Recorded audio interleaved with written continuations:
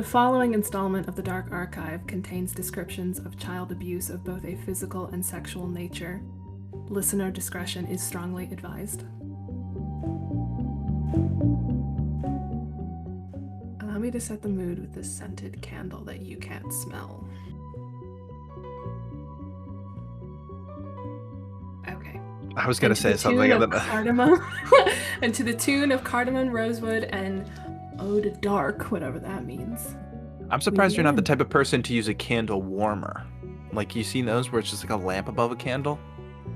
Why would I do that when I can set things on fire? That's a fair point. It's the only point. I think this should be the intro, that we just keep this in. I aim to entertain the populace. It's better to do the cold open, especially with the eerie music. We'll keep it going. I just feel like it sets a reasonable expectation of what people are in for. I don't want to set a bar where I can't reach it. You know. Are you going to have a candle to burn at every single recording? Doubt me not. I am amassing a collection. Soon they will be legion. You will all be over inundated with fake essential oils. But, you know, in your head. Hopefully they last, because I don't know how long candles last. But then if it's going to be like an hour. It's like an hour every week. If I'm anything, I am a slave to the aesthetic. I come prepared. That's fair. Maybe, I mean, I have a salt lamp that you can actually see now. You do, which is one of the funniest little bits of esoterica. It looks like it's like really bright, but it's actually barely on. And it looks like I need to turn it down even more next time, which is such a pain. It literally has nothing. It's barely on. Welcome to the Dark Archive. Thanks for being here for the past minute. I'm Gavin. And I'm Julia. And you're here again. What are you doing? Don't you have better things to be doing with your time? I know. You know, I'm not going to cement which number this is. This is one of the first, but not the first, but it's one of the first few. But we're in this gray zone of thinking we know what we're doing without having any of the track record to back it up. Much like when you get your driver's permit and you think you know what you're doing. Yeah. And then you total your car. That was junior year for me. I totaled the car. I never totaled a car. I've just scratched it on shit, but never. You are a very cautious driver, though. I don't even think I'm that cautious of a driver, but if you think I'm a cautious driver, then I guess that's good. Here's the thing, though. Fun little fact about me. Once, as a bonding experience with my father, I did a precision driving course at a racetrack near my hometown. And I learned, to everyone's detriment, just how far I could push my car. So, with that being said... Yeah. We're not talking about cars today. Although it's funny that you mentioned driver's licenses, because if we had a nickel for every episode we had where we made a reference to driver's licenses, you know, 2 nickels. But today we're not talking about driving. Conspiracies. Ooh.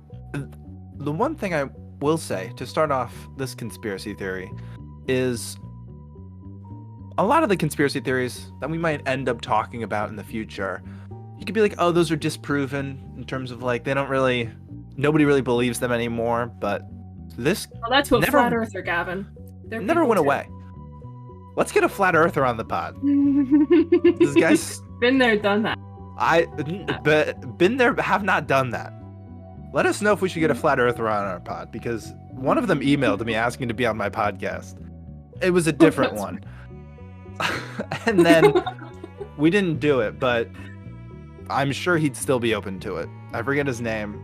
It was, I don't even want to mention it, but it was like Flat Earth something is what he went by. It would be like if I went by Flat Earth Gavin. Like Flat Earth Steve. Yeah. Just something to impress upon people, the gravitas of his conviction. I guess you know what he's interested in.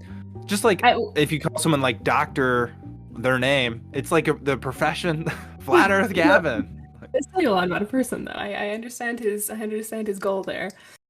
Yeah, but I won't say any more about him, because who knows? Maybe he'll be on. Who's to say? But today we're going to talk about a much different conspiracy theory. there's anything we know, it's that the 80s go hard with everything, including their conspiracy theories. Before you told me about this conspiracy theory, which we've been beating around the bush, Satanic Panic, which is a fun little name. Mhm. Before you told me to Google it, I knew of this idea of Satanic Panic, but I don't think I ever knew there was a name to it. It does all sound suspiciously like a Panic at the Disco album, so I don't blame you for not knowing. But yeah, again, if you can count on the 80s for anything, it's a trite little saying to go with a nationally exploitative conspiracy theory that victimized hundreds of children. Which is to say, speak of the devil, Gavin, tell me what he says.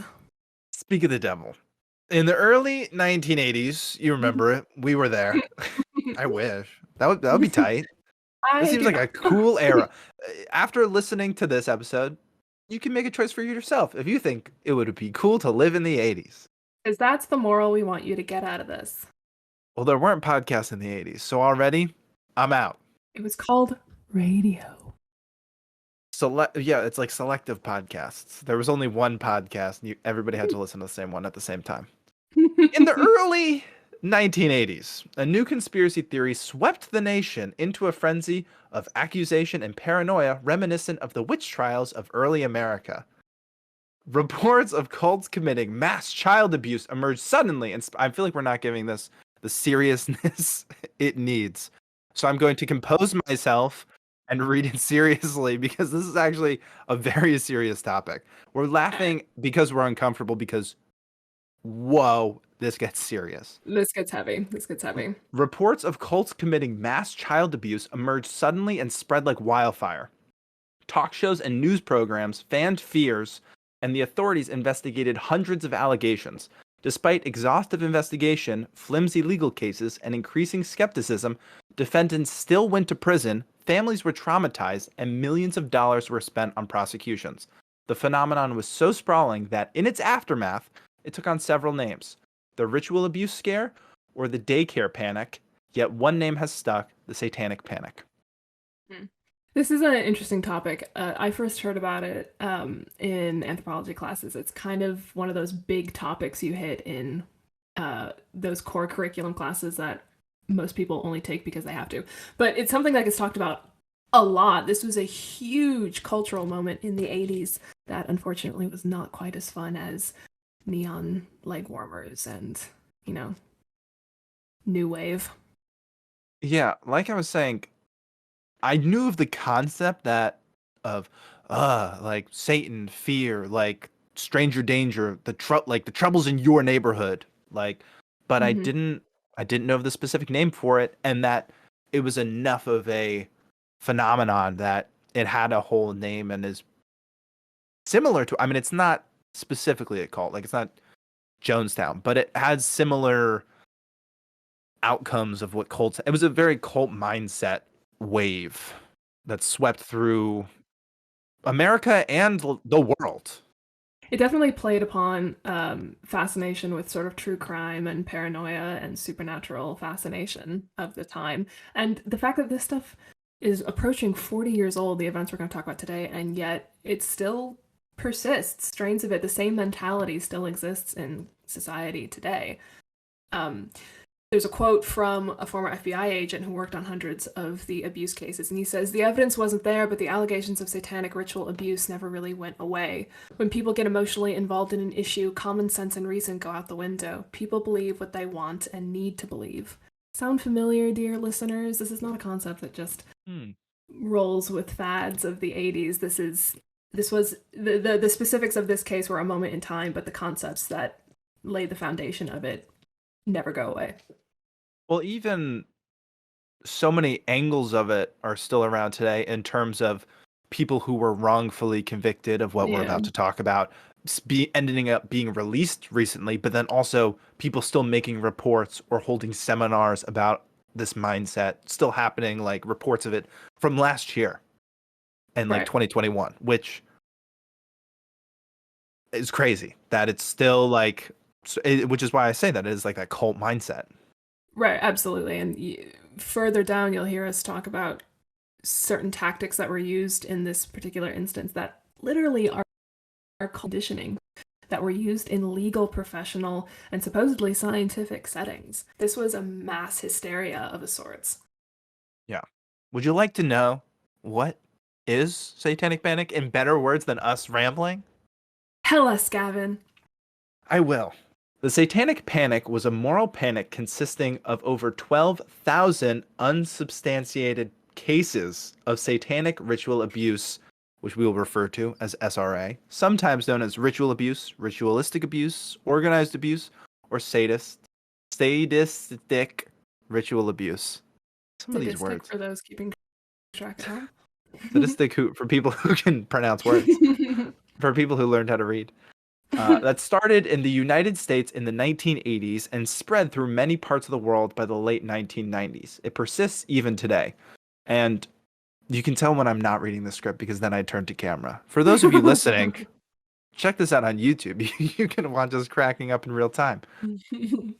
We don't have like evidence and research and stuff about it, but I'm sure that there is probably evidence of this mindset existing before the 80s, probably just not on as much of a mass scale. It's called the Salem witch trials. Yeah, like just literally all throughout time, even before the Salem witch trials, I'm sure. Well, that's one of the reasons this is discussed in anthropology courses. It's an archetypal behavioral pattern. This happens throughout history across the world. At so many points when I was helping with the research and writing of this, I thought about the parallels to the Salem witch trials. If you know anything about that event, you'll notice a lot of similar patterns within this one. Yeah. The allegations that arose throughout much of the United States involved reports of physical and sexual abuse of people in the context of occult or satanic rituals.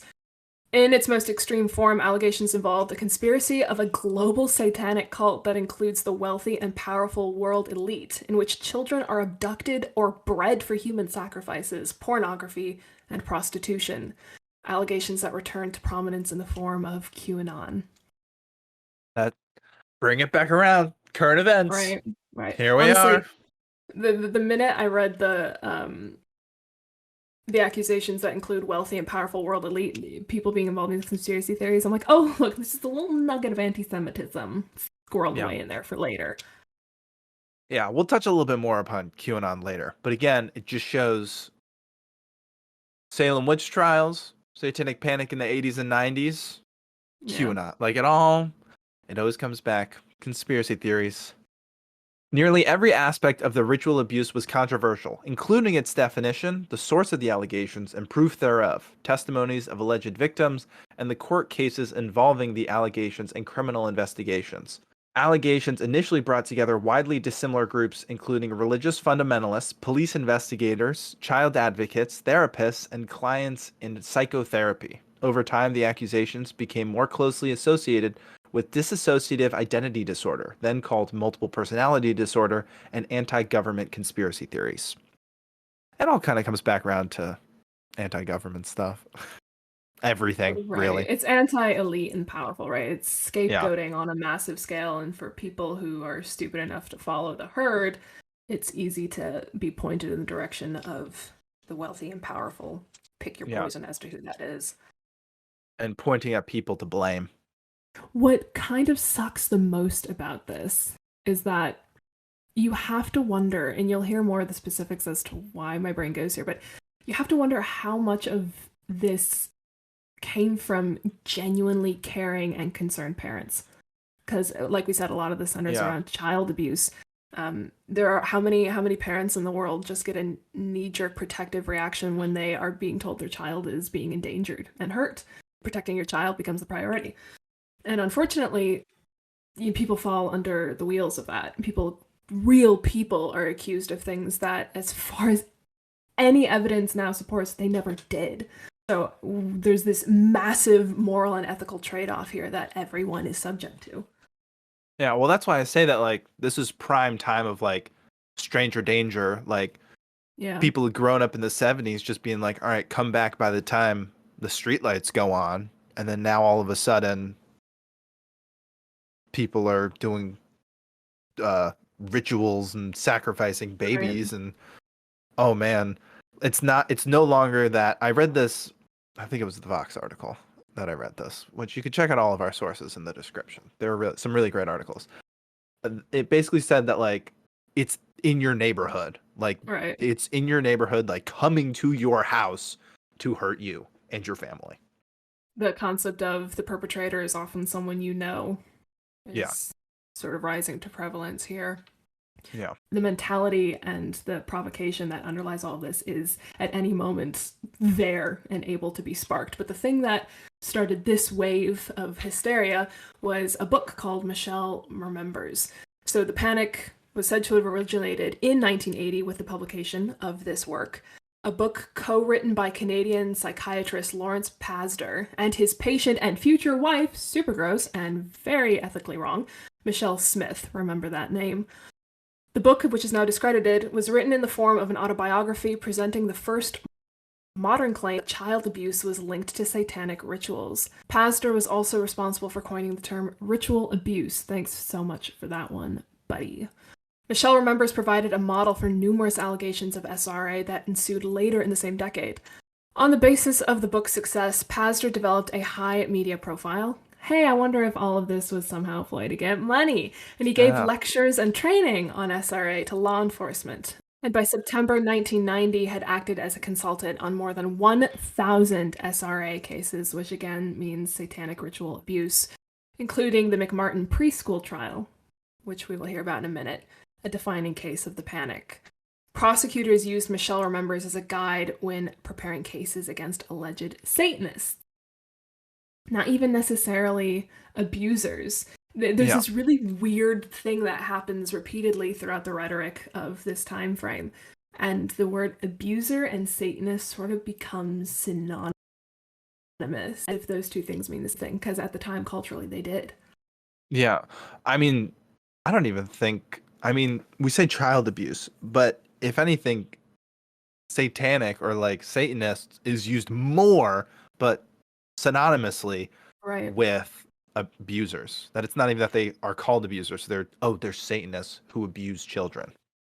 The other thing that's just never addressed here, and I'm sure it's because it was just part of the fabric of the culture at the time, but it's so interesting to look back on, is how strong of a stance this passively makes on the role of Christianity in America. Because Satanism is seen as evil because it is seen as a counter to Christianity. It's not necessarily that inherently Satanism or the practices that they invented to be Satanist are evil. There's just a very strong stance on what is good and moral and Christian and what is evil and abusive and satanic, which just seems so obvious when you look back on it. Yeah, there's like so many religious undertones in it, in the whole Right. epidemic of Satan and the devil, and everyone's like devil, and then rock and roll and heavy metal music, and everyone was like Right. like Video satanic games. symbols. Yeah, Which you all can that which you stuff. can forgive a bunch of 17th century Puritans for doing, but come on, the 20th century. Good Yeah, Lord. I think I don't even know what the right words are. The fact that it can be pinpointed to like when the first solid start of this was, Right. at least in the more modern context of the 80s, as opposed to the witch trials, like we've said, and other things in the Right. past. But the fact that it was like this book basically started a movement, and it was Right. also, they probably didn't expect it to, because it was like written in as an autobiography, and it was her saying all this kind of crazy stuff. It was a very probably like fake news kind of thing just to scare people.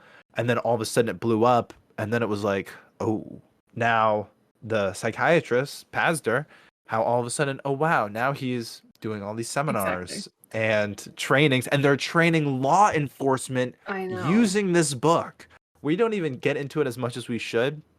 But the fact that It's then like criminal minds gone so fucking wrong. yeah, like then there's some crazy training videos of like these are symbols to look out for and like crazy behavior, and like I mean it's You ever very see easy to that? look on it and laugh now, but those training videos are what caused all of these Right. cases that then people are then in jail for. You have to wonder and we'll talk about this a bit more later, but how big of a role the press played in whipping this frenzy up.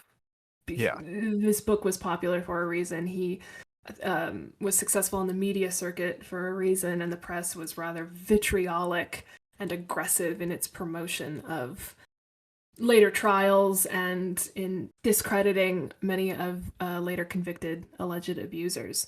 Have you ever seen Yeah. that video of this? It looks like it's in the convention center or some bring your parent to work to school thing. This white Christian woman who walks you through how to find the Antichrist rhetoric in a monster can. Oh, Have you yeah. seen this video? It's Yeah. nuts. And she's like, these 3 lines show this, and these are these Exactly. characters, and they mean this. So, and it was probably like 10 years old, maybe. Like, I feel it Yeah. was from early 2010s. It's too recent. And And it's even still, yeah. right, this whole thing is that on a much larger and much more detrimental scale. Yeah. Well, also, this, like, imagine if something like this, I mean, I don't even have to say to imagine because similar things have happened, but if something like this had happened in today's age of social media and news and Twitter Right. and like Right. everyone knowing everything now and it's all happening, that if something, which I say imagine, but there is still fake things like this that spread and fake news and like QAnon Yeah. stuff and like Yeah. everything that spread. So it is still very applicable. It's just so clear that it has so little to do with what the message is and more to do with how it's spread. What Yeah. sells papers, what incites people to watch programs, and what whips people into a frenzy. And like I said at the beginning, the problem, the really sad thing about all this tragic even is that a lot of it seemed to come out of a desire to actually protect children from a perceived threat. Like the early 1980s was an age of implementation of mandatory reporting laws, and it saw a large increase in child protection investigations in the United States and Great Britain and other developed countries, along with a heightened public awareness of child abuse. Like so much of this seemed to be coming from such a good and protective place.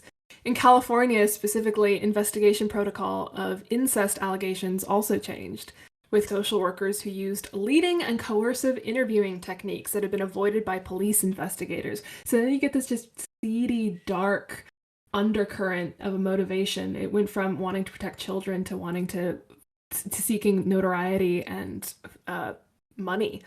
Yeah. Such changes in the prosecution resulted in an increase in confessions by male parents in exchange for plea bargains. This is just total bullshit.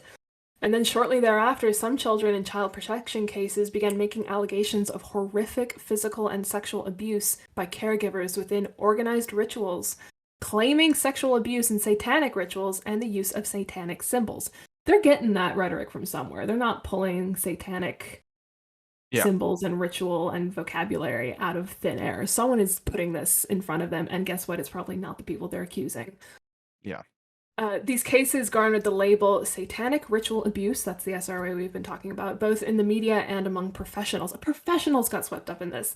Childhood memories of similar abuse began to appear in the psychotherapy sessions of adults. It's like, young Puritan girl, did the devil speak to you in your dreams? Say yes or we'll cut your fingers off. Yeah. It's the same fucking thing. I mean, and we'll touch a little bit on this later, and especially as we get into this first trial that we're going to really focus on. The idea of false memories and the coercive interviewing techniques to like that people were more persuaded to just give the answers that they thought would then get them out of the situation. Like they were saying what people wanted to hear, but that's not necessarily what happened. And then being like, oh, you know what? Now that you ask that super leading question, now I do remember this other thing, and I think that did happen, and I think that I was flushed down a toilet into a secret room and saw a sacrifice and was assaulted and like insane things. And false memories are so often created from exposure to trauma. The trauma isn't what the false memory is of, it's the reason that it remained in the first place, which is just such a horrible snake eating its own tail sort of prophecy here. It is. It's a gross, seedy world. And to show that first, and I say first, but this is really the big example that we're talking about this whole episode, is what Michelle Remembers has led to. which became famously known as the McMartin preschool trial. So in 1983, Judy Johnson, new main character alert. Judy Johnson reported to the police that her son had been This is a serious thing. I should not be joking.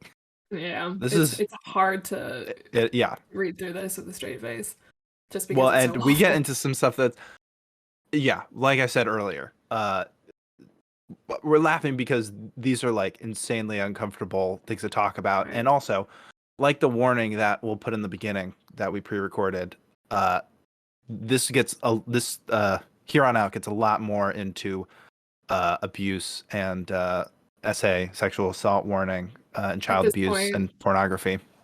At this point, we encourage any listeners who have been struggling with the content thus far to consider listening to something else for the rest of the day as we do get into the details of these allegations. Yeah, pretty much here on out, it's going to be a lot more serious stuff. So if you enjoyed everything so far, great. But Yeah. if you're sensitive to these topics, you're not going to miss out on much if you don't listen. Just another warning. So in 1983, Judy Johnson reported to the police that her son had been sodomized by an instructor at her child's school, the McMartin preschool. Her belief was founded on the fact that her son was experiencing painful bowel movements, which, oh my gosh, when I first read that, Right. like what that implies and everything. Also, these are not light allegations that she is making. I can't even imagine somebody making these type of like if you were a parent and another parent at your preschool was like, oh, one of the instructors assaulted my child. Immediately, I'm sure other parents like. Right.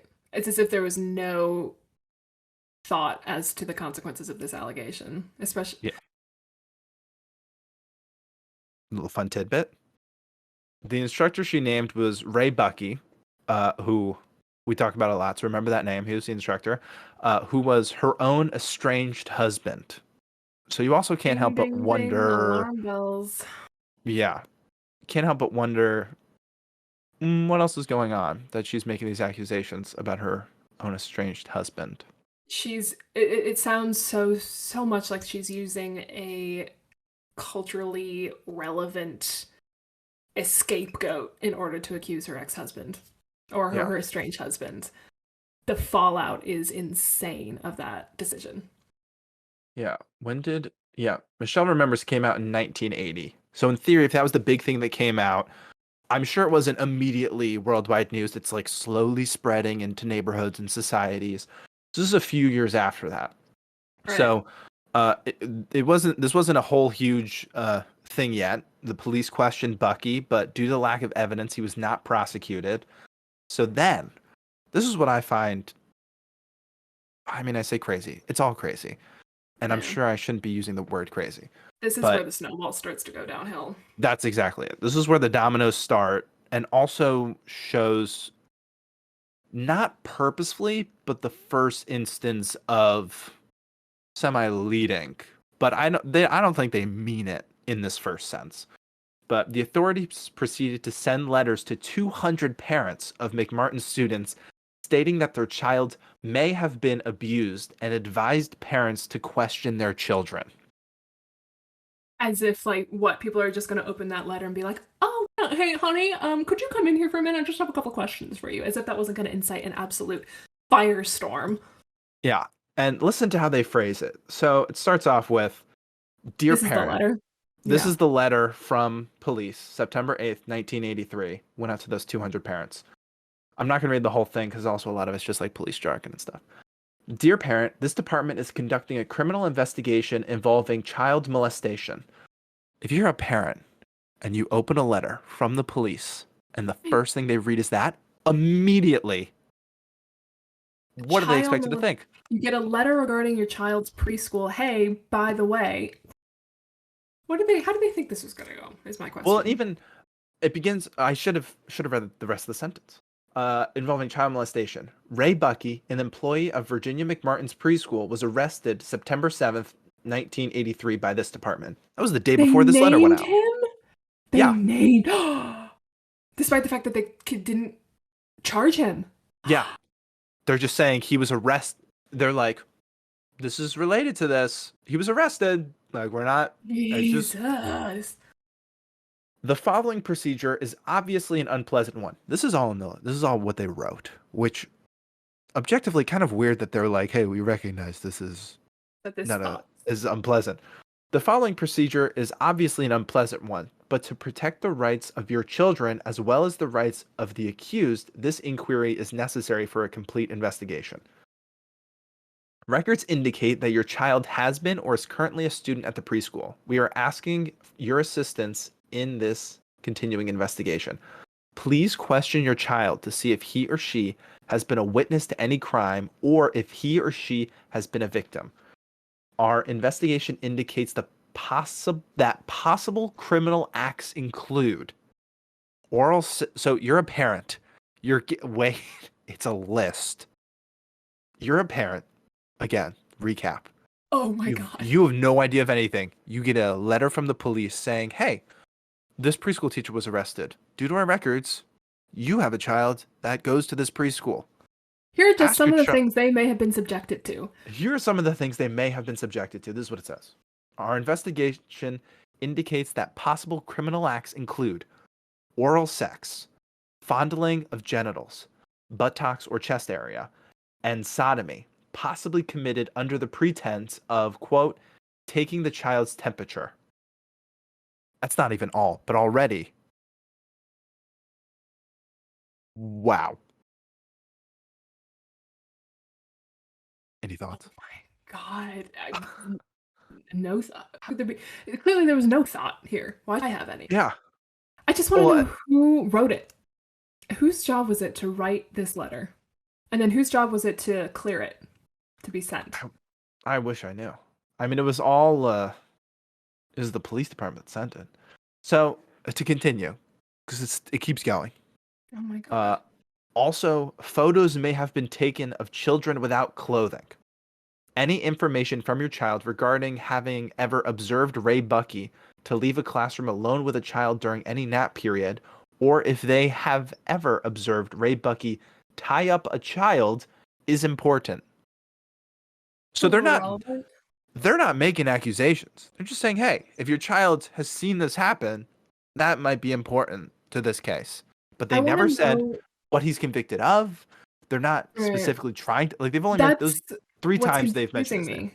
I want to know where they got this list of actions, given that, as you know, from the research we've done, that the only thing that Judy Johnson accused Ray Bucky of was, like, it's a light, as if it's an only, but she only accused him of one offense.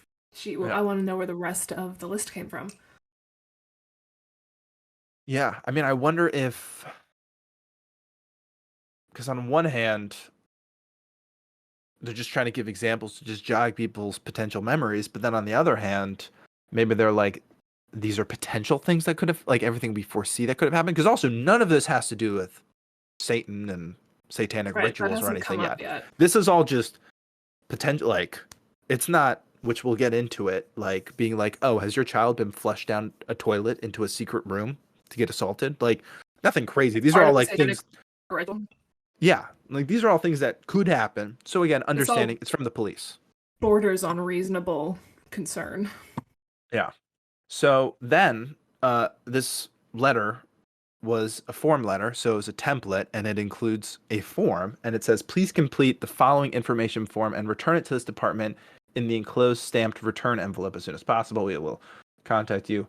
And then it says, we ask you please keep this investigation strictly confidential because of the nature of the charges and highly emotional effect it could have on our community. As if parents aren't going to tell other parents. Please do not discuss this with anyone outside your immediate family. Do not contact or discuss the investigation with Raymond Bucky, any members of the accused defendant's family, or employees connected with the McMartin preschool. And then, all caps, it says, there is no evidence to indicate that the management of Virginia McMartin's preschool had any knowledge of the situation, and no detrimental information concerning the operation of the school has been discovered during this investigation. Also, no other employee in the school is under investigation for any criminal act. And that was the letter. I feel like they should have led with that in the letter. Yeah. Been like, hey, there's no evidence, but Right, exactly. That would have framed the letter of there's no evidence for any of this. Here are things we just want to make sure that your child is safe from. Not here are all the horrible things that might be happening to your child. Oh, by the way, we don't know if any of this actually happened. Yeah. That just seems so counterproductive. But Yeah. even then, we're still in a realm of, plausible deniability in terms of seedy, self serving, malicious motivations, because what happens next is where we sort of pass the point of no return. Yeah. So this letter gets sent out. And Yeah. then there's, of course, an understandable uproar from parents in the wake of this letter. So police then recruited the help of a woman named Catherine, known as Key McFarlane, who was, and this is important, an unlicensed psychotherapist and then a social worker employed by a group called the Children's Institute International. McFarlane developed a new way to interview children using an anatomically correct doll in an effort disclosures of abuse. You ever heard that phrase of point on the doll where the bad man touched me? This is where that's from. She interviewed over 300 of the McMartin children, and after asking the children to point on the places on the dolls where they had allegedly been touched, and then asking leading questions, these interviews resulted in a staggering, count 'em, 321 counts of child abuse being leveled against 7 of the daycare staff members by 41 of the children. So that's 312 accusations coming from 41 kids against 7 of their instructors, their caretakers. These claims included allegations that the daycare owners, brace yourselves, had built secret underground tunnels that led to ritual ceremonies, had ritually sacrificed a baby, flushed children down toilets, and could turn into witches and fly. That last one is what really makes my brain go, oh my god, they're stealing from, good old Salem's playbook here. It's just so ludicrous. You want to know who accused who of being able to fly? Tell me. Judy Johnson. Remember her from earlier? Judy strikes again. Ray saying that he could fly and was a witch. Oh my god. So after McFarlane coerced the psychotherapist, quote unquote, coerced all these disclosures by using lengthy interviews, these interviews rewarded discussions of abuse and punished denials. So if at any point you were you were giving her the benefit of the doubt that maybe she was just misguided, look up a playbook on cult conditioning and this kind of tactic is in there. It's also how you train a dog. Yeah. You reward the behavior you want to see and you discourage the behavior you don't want to see. She rewarded lying. Yeah, I said earlier that also these are preschool children, or if they had been a few years past preschool, even still very young children.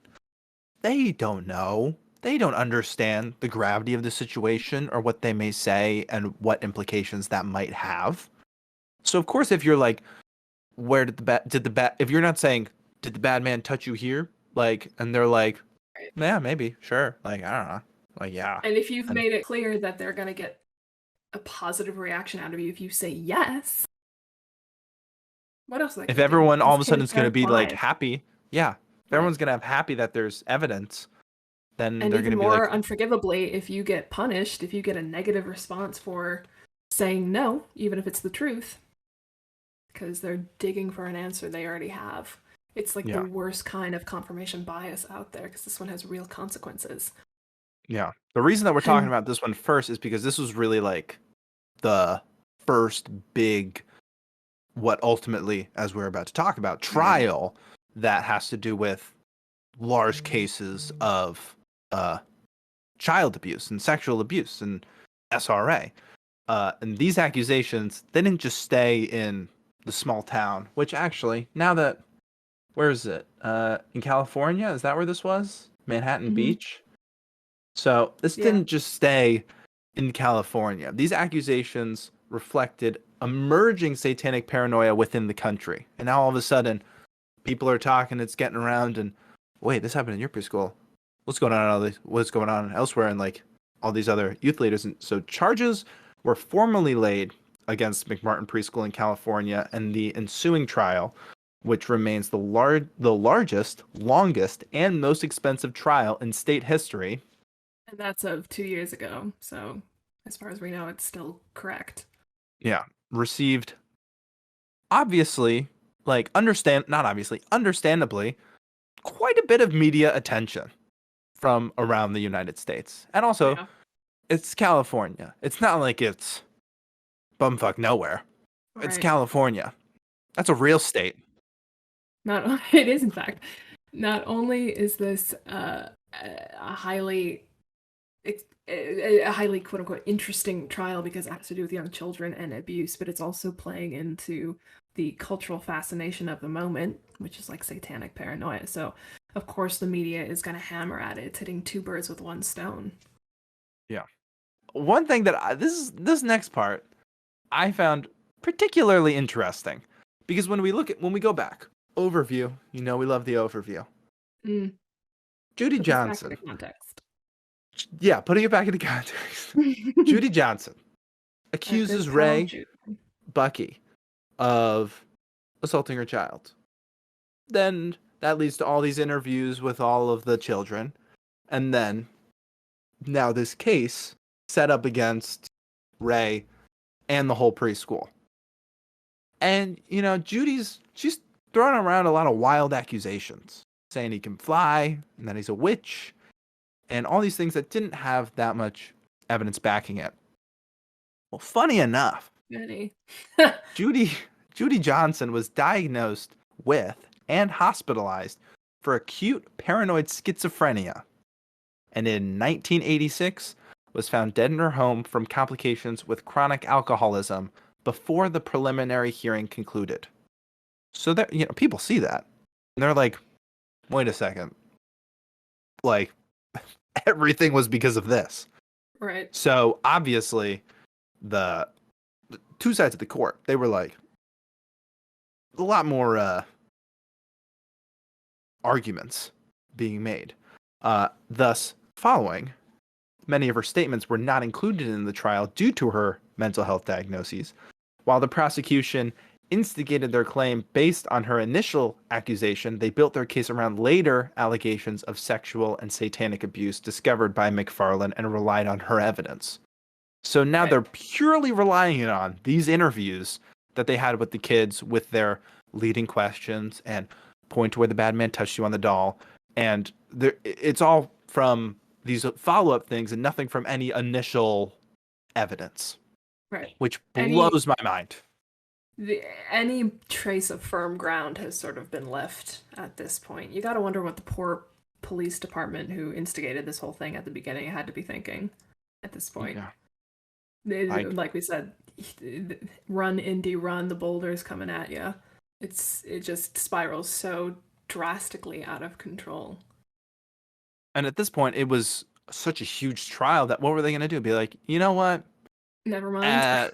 The original lady was kind of cuckoo, so like maybe this was all leading questions. Like, no, it was also not to say that like the judicial system isn't reliable, but there's a lot of money going around with this trial, and a lot of people making money from it, a lot of people losing money from it, and it benefited people to keep this trial going to the point that they took bullshit and ran with it. Like the trial testimony that resulted from McFarlane's method was often contradictory and vague on all details, except for the assertion that the abuse had occurred. So it was basically like, we don't really know what happened, but we swear to God it happened. It's proof that it happened.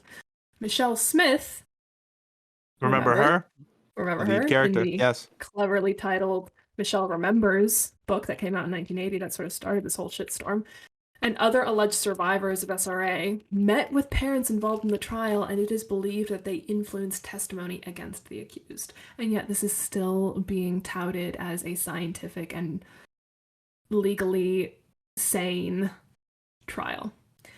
They're so insane. We're going to read you an excerpt from one of the trial testimonies. This is crazy stuff. This is an examination from one of the prosecutors, Lael Rubin. And this is not a funny conversation. No, this is awful. This testimony is from a 12-year-old girl who's a witness for the prosecution. So the prosecution, the people who were accusing the preschool of this abuse, brought this 12-year-old girl in who had been a student of the McMartin preschool and examined her on the stand. Yeah, which this also, one thing that we didn't even point out, the fact that this is a 12-year-old girl that they're getting testimony from. Yeah. I don't know. I'm sure that this preschool had been active for many years, but the fact that I assume Judy Johnson's kid was probably just out of preschool or in preschool if it was like this is happening. And so then now they're going back to all of these past students from years and people have grown up and obviously, well, not obviously yet, but nothing had happened. So then again, all these false memories are getting placed that then if you're talking to 12-year-olds and it's like, oh, do you remember this happening in preschool? And it's like, I, I don't remember, like, I don't even remember what happened a few years ago at school. I couldn't imagine being 12 and remembering preschool. This testimony is from 1987, and again, Judy Johnson's initial accusation was made in 1983. So we're already 4 years out from the initial investigation. Yeah. This girl is potentially more than 6 years out of preschool, and if you are not familiar with legal processes, witnesses are rigorously prepped by the prosecution or the defense. Whoever's calling the witness gets. So they're rigorously prepped by the lawyers, so there are no surprises on stand. They're basically told what to say to a certain extent. Yeah. So without further ado, here's how it begins. How old are you today? 12. Do you live in Manhattan Beach? Yes. What school do you go to? American Martyrs. Did you go to McMartin preschool? Yes. You said Ray was at the school. Can you tell us what Ray did? Kind of a helper. What was his relationship to Peggy? Ray is Peggy's son. Can you look around and see Ray? The girl then identifies Ray Bucky. I'd like to talk to you about McMartin. Did you stay all day or half a day? Sometimes half a day. Sometimes I'd stay for lunch and a nap. Did you tell your parents you didn't like to stay for a nap? Yes. Which already, such a lead, like, I don't know how court works, but that already seems like a very leading question. I can't believe that question flew. When you were at McMartin preschool, how many rooms did you see? 4. There is a little yard. Can you tell us what was in the little yard? Tricycles and things like that. Did you play and you had to take your clothes off? Yes. What was the name of the game? The Naked Movie Star. Did someone tell you to take your clothes off? Yes. Who? Ray. In what room was Ray in? Room A, pointing to a diagram. Did somebody say something to you? Yes. What? We're gonna play Naked Movie Star. Who was the person who said that? I'm not sure, Ray or Peggy. And when Ray or Peggy said, time to play Naked Movie Star, was that in a classroom full of children? I'm not sure. When Ray said, we're going to play the Naked Movie Star game, what did you do? Just stand or do something. Did you hear anyone taking pictures? Yes, I heard clicking. Did you ever see a person taking pictures? No, I could see the lens sometimes. Where was the click coming from? The accordion divider. When you played Naked Movie Star, did Ray or Peggy have their clothes off? Sometimes. When you finished modeling or posing, did you put your clothes back on? Yes. What did you do then? Went back outside and played with the kids. During the Naked Movie Star, did you ever see another adult in the room? Miss Peggy, Virginia. Virginia was the founder of the preschool and the former owner. Where? In the doorway of room A. How many times did you play Naked Movie Star at the school? I don't remember. When you played Naked Movie Star, was there any music? I don't remember. Was anything covering the windows? Curtains at each of the window. At any time you played Naked Movie Star, did anyone have an animal they showed to you? Yes. He cut, in brackets a cat, on the side and told us if we told anybody he would do the same to our parents. Was the cat dead when he brought it in? Yes. When you were at the house where you played Naked Movie Star, did you get undressed? Yes. Do you remember when you were going to the McMartin school, waking up in the middle of the night, shaking or having nightmares? Yes. And unfortunately, the rest of the testimony continues on. Yeah. It's a lot of the, oh my gosh. It accuses I haven't Peggy, read this before. right. It accuses Peggy of touching parts of this witness's body. It further accuses Ray of touching inappropriate places on this girl's body, of penetrating her with certain objects, including his fingers and horrible things like that. It does not get better, unfortunately. Yeah. By contrast, I just want to read the first line of the cross-examination by the defense. I'd like to ask you some questions. If they seem too hard, stop me. That's literally the first line of the defense on the cross-examination. So it kind of tells you about the goals of each group here very broadly. But yeah, so when we say shitstorm, this is what we mean. Yeah. And this was one of the testimonies. I think that they had... Yeah. How many testimonies did they have? I don't have a number for that. I can imagine it was a lot of the same types of conversations and leading questions. Yeah. Especially since a lot of that, she sounded like she didn't remember a lot of it. And it was only when they were putting the words in her mouth that then, oh, now she's just saying yes. And again, remember, we are overlaying a bias with our interpretation of the reading. But that is word for word the testimony. So pull from the verbiage what you will. Yeah.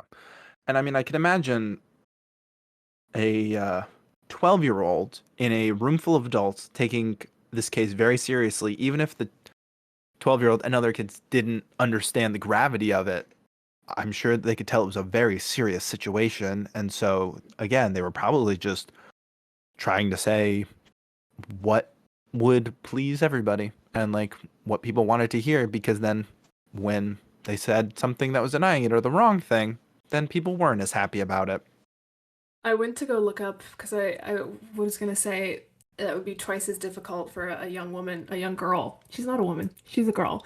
If she was being cross-examined on this sort of thing by a male attorney, but it was a woman. Wow. That was a woman leading that prosecution or in that testimony. I wonder if that was probably purposeful, because if it was like a male attorney asking those questions, right, that would have been harsh.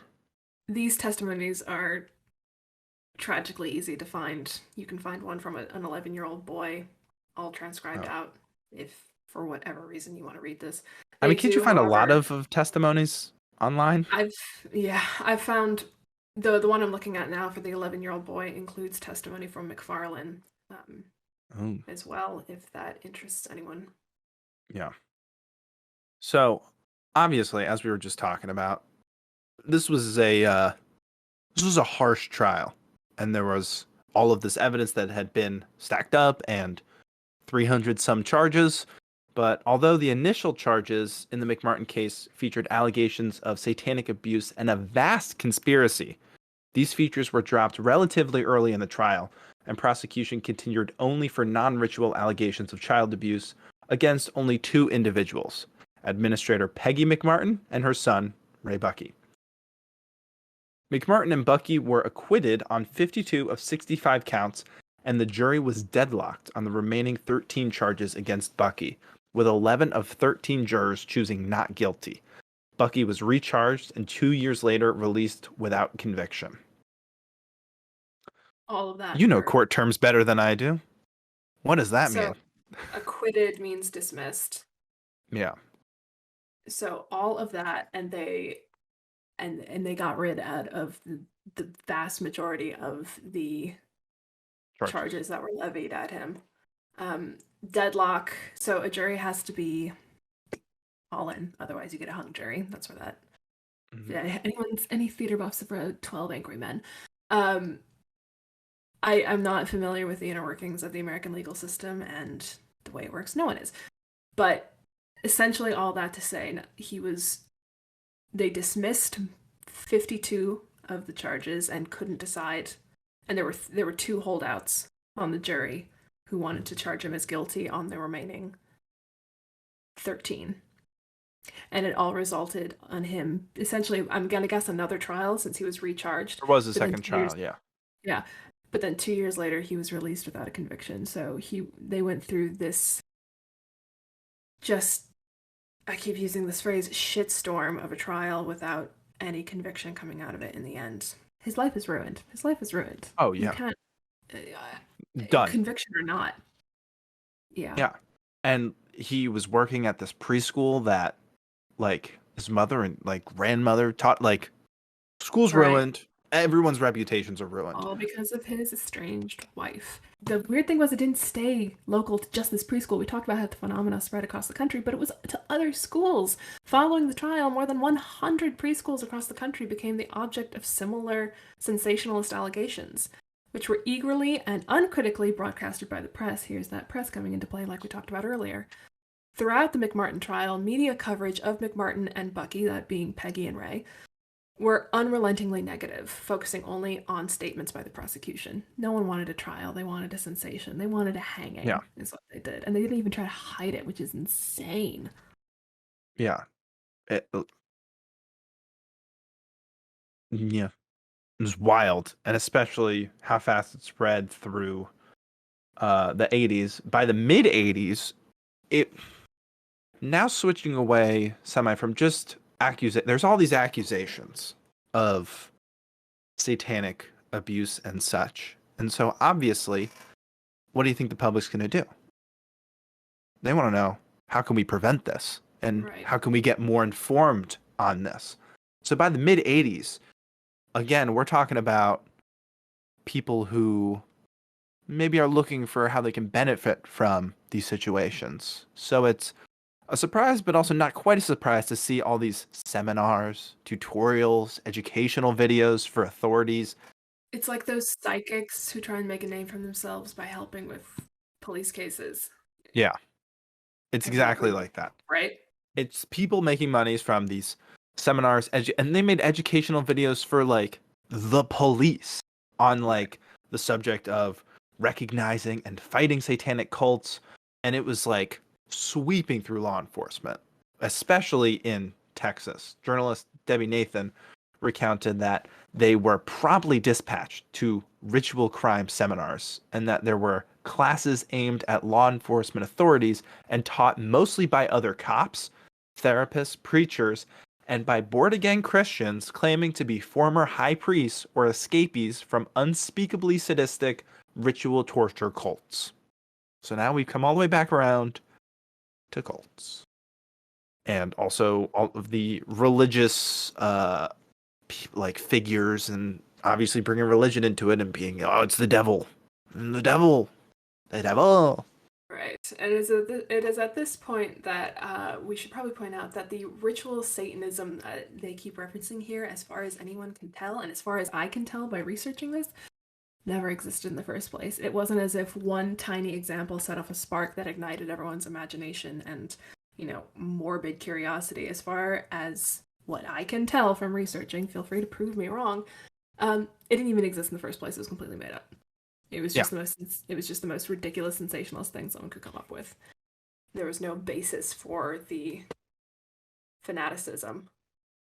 The fact that, which we have then examples, which we're about to talk about, through the mid 80s and on, but the fact that something as crazy of a wave as this, and you can look back to Michelle Remembers, a single book published, as well as Judy Johnson's accusations, which then turned into this whole huge countrywide court case, or then it impacted countrywide, and then thus has snowballed into this whole worldwide satanic panic, is insane.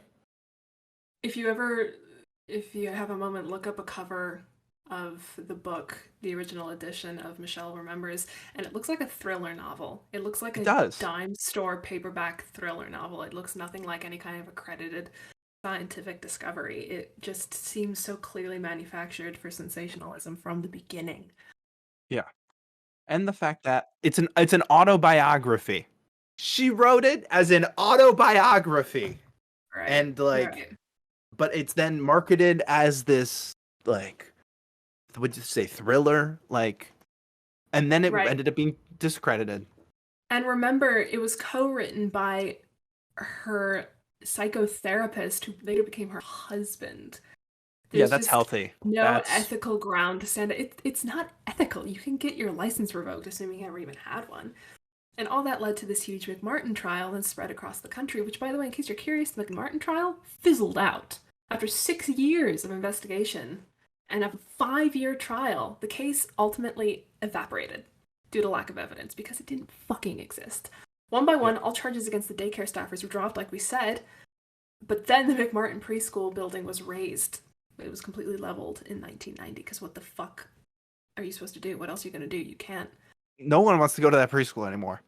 It's worse than it's worse than trying to sell a house that had a murder committed in it, right? It's just, Well, also, if people are being like, oh, these, like, we didn't even touch upon how some of the accusations were that children were flushed down toilets into secret rooms, assaulted, cleaned up, and then brought back upstairs. So I assume part of them destroying the building was also to be like, yeah, there aren't these underground rooms and underground tunnels that all of this supposedly happened in. Right. As I recall, they found evidence of previous structures that the building had built on top of, but not, some labyrinth of ritualistic chambers. So while the McMartin case defined sort of the movement of the Satanic Panic within the United States, it was not the only instance of sort of a codified example of the Satanic Panic. Gavin, sing me a song of Procter and Gamble. I will. I thought this was a fun example. I mean, it's a little more fun than the McMartin trial, but also because it shows that it didn't just impact children, it was also impacting people's way of lives and businesses. A pretty large example, in 1985, thousands of curious, angry, and confused customers were calling the corporate giant Procter Gamble about leaflets that accused it of using its profits from household goods to support devil worship. They simply are not true, W. Wallace Abbott, a senior vice president, said at a news conference. We haven't the vaguest idea how it started. All we know is people are believing it. Do you know how hard it is to fight a rumor? The company began a 2-decade campaign to defend its name, sending representatives to churches, filing lawsuits, and pursuing court cases as recently as 2007. They even changed their logo after rumors that it was the symbol of the devil. Okay, looking up the old symbols now. Yeah, now we gotta. Oh, that there were horns. Do you see the horns and the inverted 666? Yes, I've seen a presentation on this using this example, actually. The and it devil's was 2 horns and the Antichrist's number, yeah.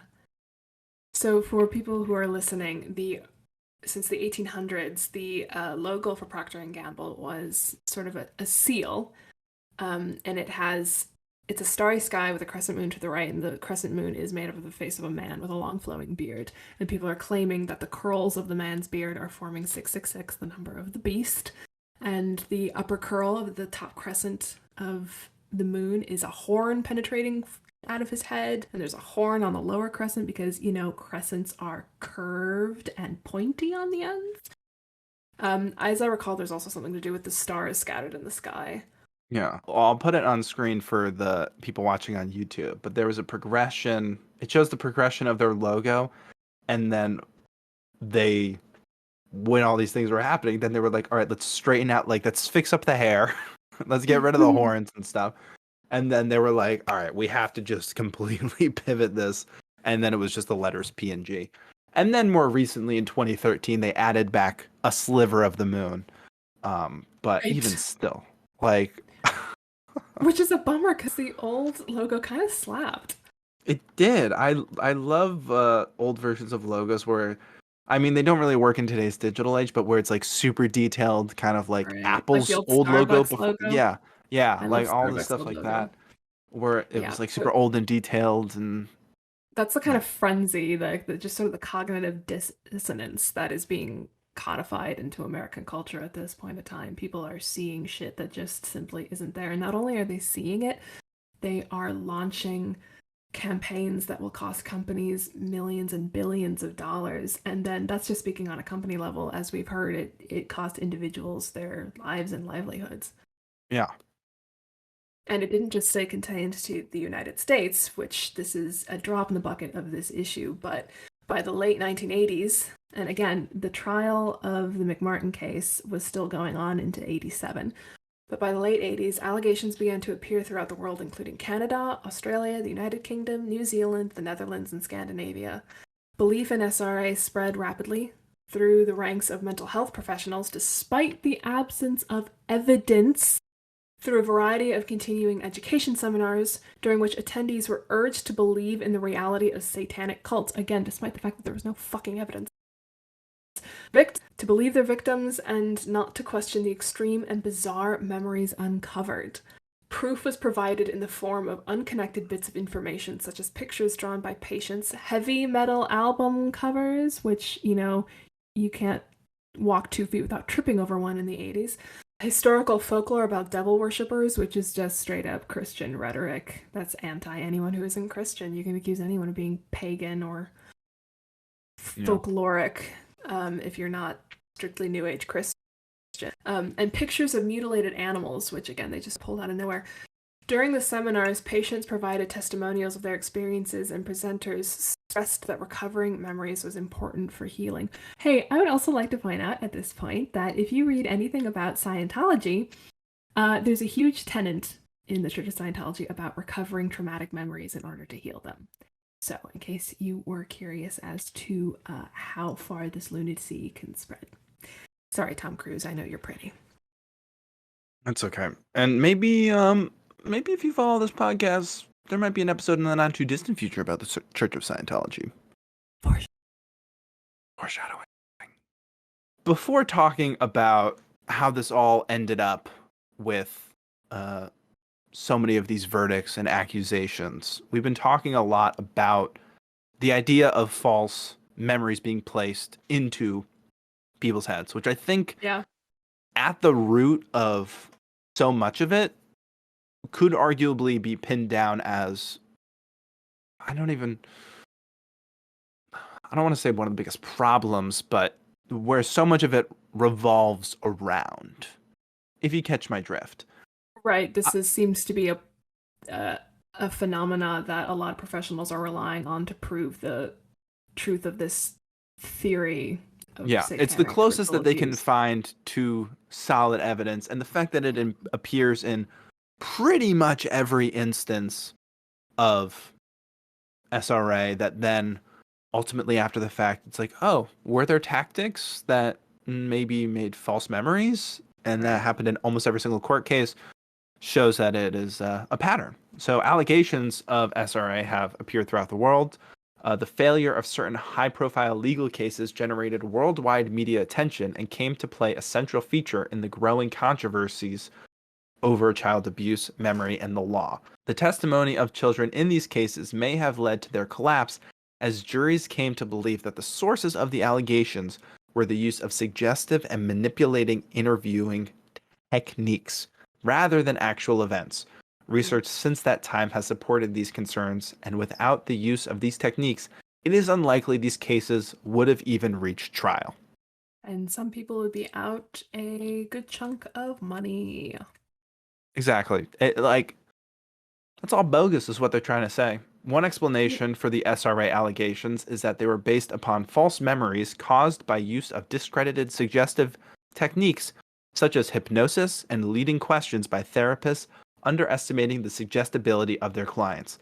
The altered state of conscious induced by hypnosis rendered patients an unusual ability to produce confabulations, often with the assistance of their therapists. So, I was going to say, I support therapists. I think everyone should be in therapy. And that's coming from someone who's not in therapy. Right. And I'm not saying that therapists are actively doing negative things. However, some of them might, they're getting paid for doing all this. And if they uncover stuff, that leads to then more appointments. And, some people are just scummy. It's not therapists. It's just society. We live in a society. Profound, Gav. Profound.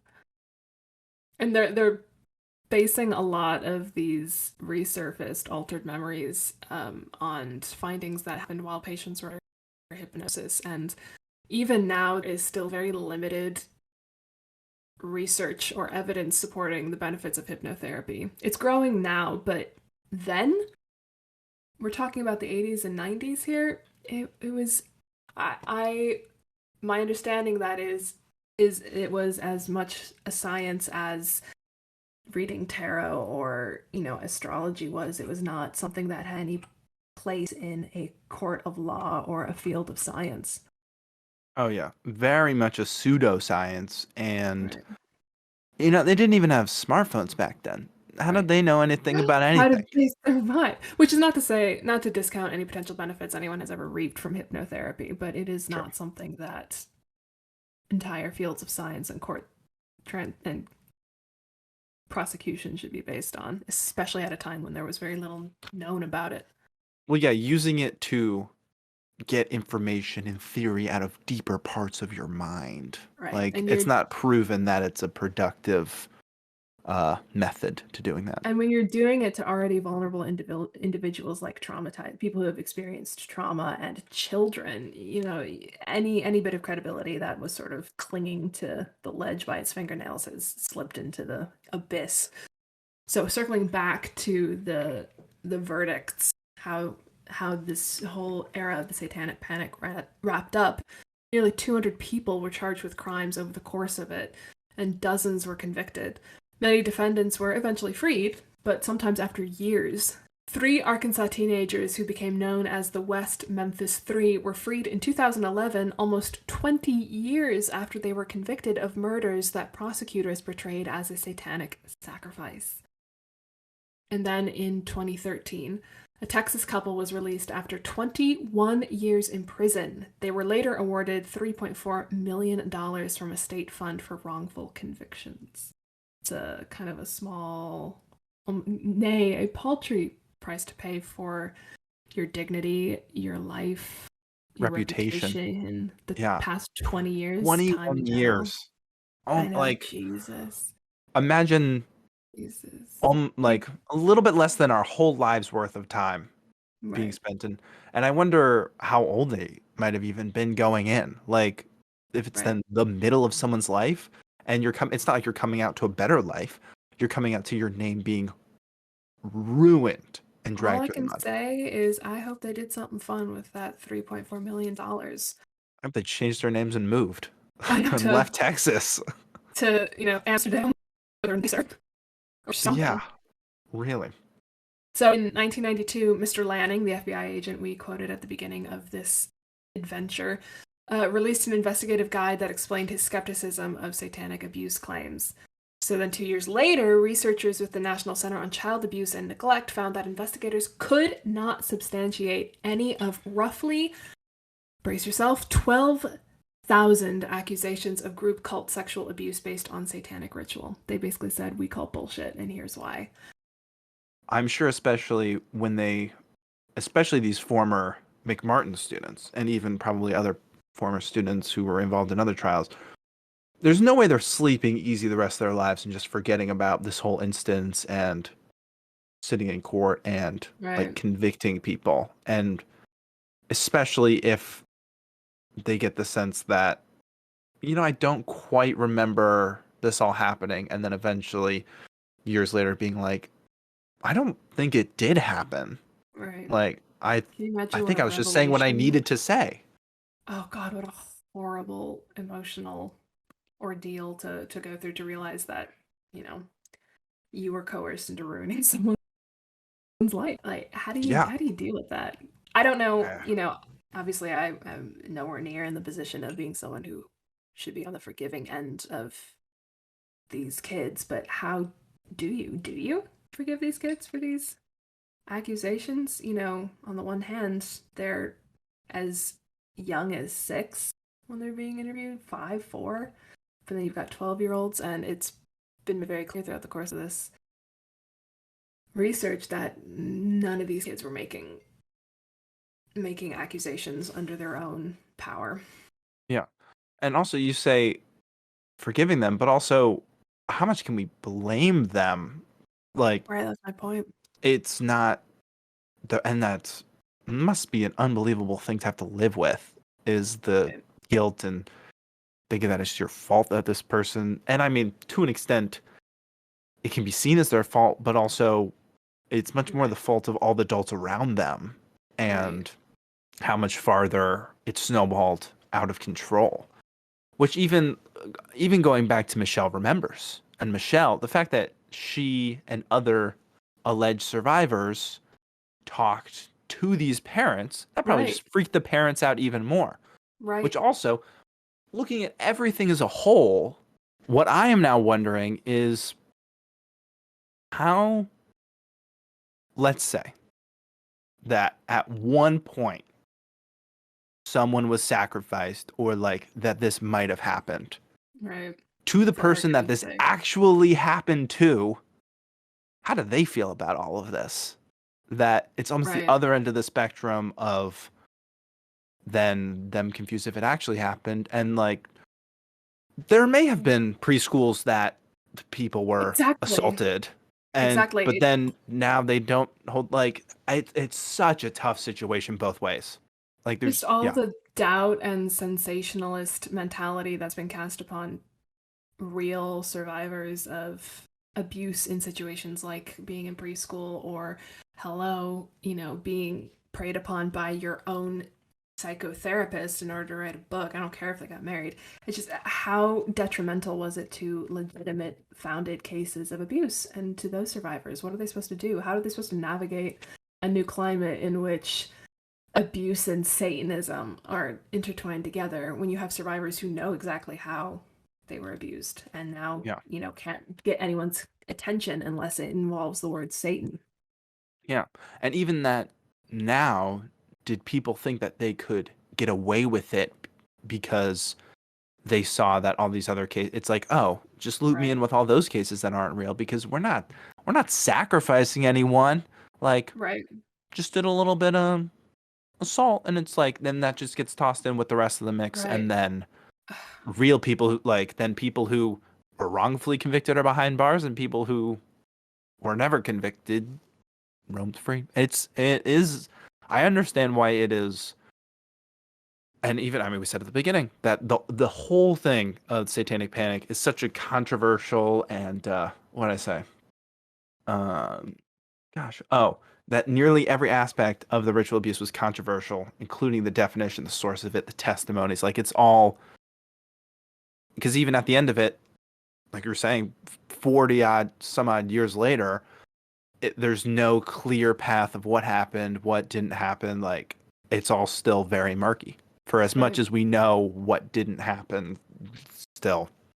And it's all just such a brutal lesson in sheep herd mentality. And it's still happening. It's still happening. I think that's the craziest lesson to pull out of this. We look at, things like the Salem witch trials, we look at the Satanic Panic, and we think, oh, those poor, stupid people of the past, how could they have been so foolish as to get swept up in such a frenzy? And we look around and we think, you realize that this is water. You are swimming in the murky sea of, fanaticism and conspiracy and panic. And you see things like with QAnon. Yeah. You want to read our little blurb on QAnon? I must. So the far-right conspiracy theory movement, known as QAnon, which unfortunately we probably have all heard of at this point, it originated on 4chan in 2017, Abandon All Hope, Ye Who Enter, and has adopted many of the tropes of SRA and the Satanic Panic, though, of course, instead of daycare centers being the center of abuse, liberal Hollywood actors, Democrat politicians, and high-ranking government officials are portrayed as the child-abusing cabals of Satanists that were previously placed upon people like child care providers in the 80s. Yeah. It's just the same pattern. What's that quote that's like, if you don't remember history, you're doomed to repeat it? Yep. And we are really good at repeating this one. Well, because we've already said the two examples in the past, and I'm sure if we dig even further, I'm sure that we could find something in like 40s, 50s, 60s of like anti-devil stuff and abuse. Like, I'm sure that you can find it and right as you think, oh, like that's finally gone, there's already something else that's on the rise, and then there's already something, and then right when you think, oh, Satanic Panic's finally over, then QAnon's coming in, and I'm sure eventually Gosh, I hope it doesn't take decades from now, but I'm sure eventually when QAnon finally like dies down, there's going to be Right. some new argument that it's just never ending. And the thing we didn't really even touch upon is how the victims of the Satanic Panic, people or of any kind of panic like this, who are accused, are indicative of the current climate. It wasn't as prevalent an example in like the McMartin case, but that example from the 60s, I'm sure we could find if we dug back, the vulnerable portions of the population, basically non-white, especially Black, Indigenous, Asian Americans, who were subject to already so much cultural vitriol. Jews, that's a really frequent one. The persecution of the Jews is something you can just sort of shut your eyes and wave your finger over a world history book and slap your finger down. In at least the 17th century witch trials of the Americas, it was women. Just pick the vulnerable population, and the fanaticism and the panic always manages to target them. Yep. But at the same time, it's so ironic that the people who are the supposed target of these panics are the people who are legitimately in power culturally. So you're talking about QAnon, the people who claim to be the victims of the QAnon conspiracies are, the alt-right, very conservative, just sort of conspiracy-based movement that is represented as the alt-right in the United States. Are the proposed victims when they are placing Black people, liberals, again, Jews, women, LGBTQ individuals as the perpetrators and therefore the victims of the fanaticism. Yeah, and it's always to put people down and also to then bring other people up, and it just changes with the times. Yeah. And unfortunately in the 80s, the greatest victims were young children who were subjected to entirely unethical and amoral forms of interrogation, and who thus accused innocent people of crimes that they did not commit. Yeah. And those people, I'm sure, had to go and are probably still in therapy. I'm sure by different therapists that aren't asking them leading questions. I would Yeah, hope. so, excuse me, Key McFarlane, if you don't mind, could you just walk right into hell and lay down? That'd be great. What's Key McFarlane up to? Is Key McFarlane still kicking it? Let's find out. American social worker is how she is listed. She is alive. She is 76. 76. She kind of looks like somebody who would do this. She was the director of the Children's Institute International, not just a social worker who worked for them. Yeah. It's just disturbing how much of an impact she's had on our perception of child abuse. Like, I'd heard of the anatomically correct doll. Oh, yeah. Thing before. Right. I've never had to deal with it personally, no. But I think it became it became definitely a cultural moment. Yeah. And reference, and I don't know what would be a famous, like, besides this context for. I'm sure that it then has been in more satire type of stuff, and then it's become a joke. Yeah. As often happens with true crime in the United States. With that being said, this has been our journey into the Satanic Panic of the 80s. Yeah. Check out the description. We'll have sources. Be aware, the testimony is a tough read. Yeah. But as always, please check sources for yourself. The best compliment we could ever receive is you correcting us in the comments below. So oh, for sure. I encourage it with enthusiasm. Yes. Don't let anyone else do your thinking for you. Yes. That's a good lesson to leave off on. Mm-hmm. Yeah. It really is. How I propose. That's a good one. Until next time, my dark and twisted friends. I wasn't sure if you were going to say your name. I wasn't sure if I was gonna, but then I didn't want you to laugh at me if we weren't gonna do that. So. You could say your name. Okay. Until next time, I'm Julia. I'm Gavin. And this has been The Dark Archive. See you next week.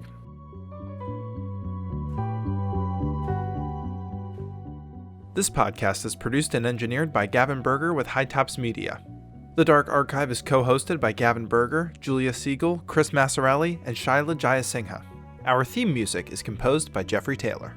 You can rate and review The Dark Archive on Apple Podcasts and Spotify, and check out more episodes of The Dark Archive available on Apple Podcasts, Spotify, YouTube, or wherever you get your podcasts. And be sure to follow us on Instagram at The Dark Archive Podcast and on TikTok at The Dark Archive, and see more of our content with High Tops Media on Facebook, Instagram, and Twitter at High Tops Media.